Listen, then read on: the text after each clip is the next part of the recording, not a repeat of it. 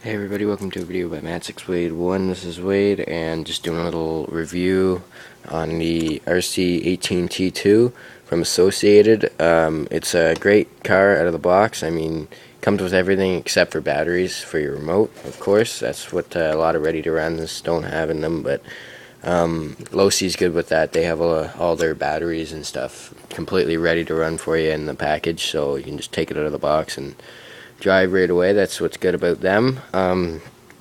Also, let's get on with the kit here. I got the brushed version because I didn't want to go through stripping the belts and stuff like that. Like, a lot of people have problems with the belts, the front belts and the rear belts stripping out and going into like dust. So I just stick with the brush power. I'm just anxious to see how long the belts actually last for that. So a lot of people say they're not very good, but what I did was I basically just loosened the slipper clutch like all the way. Well, not all the way, but like good enough so you can slip instead of stripping the belts and stuff like that. What I've noticed is that when you hit the front brakes, and if you're about to, like, if you hit the front brakes and you're going along here and you're sliding, then it hits rug, you can hear it skipping. So that's why I loosened up the slipper clutch. So anyway, that's with that, and it will come with a rc18t Sport Pack. It is a nickel metal hydride 1100 milliamp hour 6-cell 7.2 volt battery pack. It's not bad. It's good enough to get you through, like, I mean, good enough for ready to run until you get like maybe a lipo and a brushless system, but it's perfect for what I use.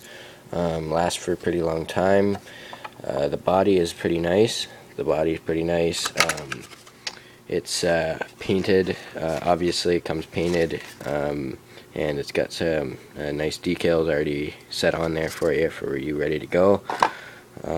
So that's pretty good. What I did was I basically just trimmed up those there, if you can see this, like these right here, because it was rubbing on the back where the wing mount goes right here. You can see it rubbing there, so it was kind of making noise, but now it's nice and solid.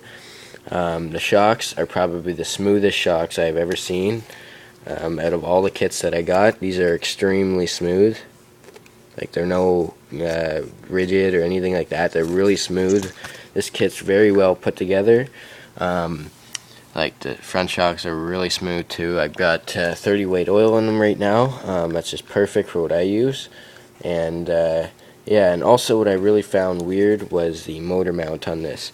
If you just unscrew this piece and this piece, this comes off and then the motor pops right out. And you can, what it is that, like, it's like an oval shape, so when you turn the motor, it goes either further away because the oval shape gets bigger, either goes further away from the spur gear. That's how you set your gear mesh, so you either goes further away or you just keep turning it so it's like an oval like this. So as it gets bigger, it expands the motor out, and it's just kind of hard to explain, but kind of like weird, but so far it's holding up good.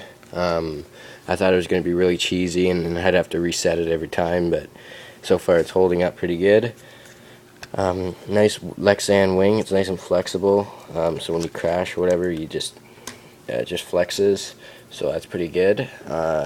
And also what I've noticed was with their AM radios from Associated, also the 2.4 gigahertz really chews up the battery. This is a 3-channel 2.4 gigahertz Associated remote.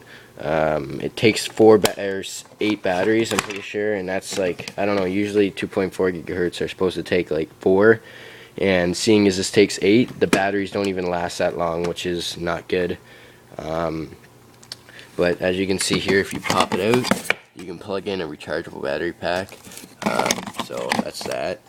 And these batteries, this remote really eats up the batteries, and I just got these, and now they're already on, it's already on red, like the color red or whatever on the battery. But that's what I really found out about that. So it's kind of like a waste of batteries when you put them in that. It eats them up right away. But what I kind of like about it is that it gives you a monitor. See, right now it's on green, but it will go down to red in a little bit. But it tells you if it's on medium power, low power, throttle, ATV, and steering. You can have it on high, and it's the steering trim, throttle trim like normal. Here's your dual rate stick right here. So it monitors how much you steer. Like if you were to have this dial all the way up, it would be max steering, but I like it right around the middle, so it's not so touchy steering and whatnot. So as you can see there, it went on to yellow already. But these are just, unfortunately, these are fake buttons on there. I thought they were real, but this is the third channel right here. So if I want to put lights in, that's pretty good. And as you can see, the receiver is really small in there. Really small receiver. And everything's packed nice and tightly in here. Plastic dog bones, which is okay, but depends if you want how much power you're putting through it. But anyway, that's just a good quick update on the associated rc18t2. I have a full review of it up soon, of right into detail, but that's just what I think so far. But feel free to check out the other videos and take it easy.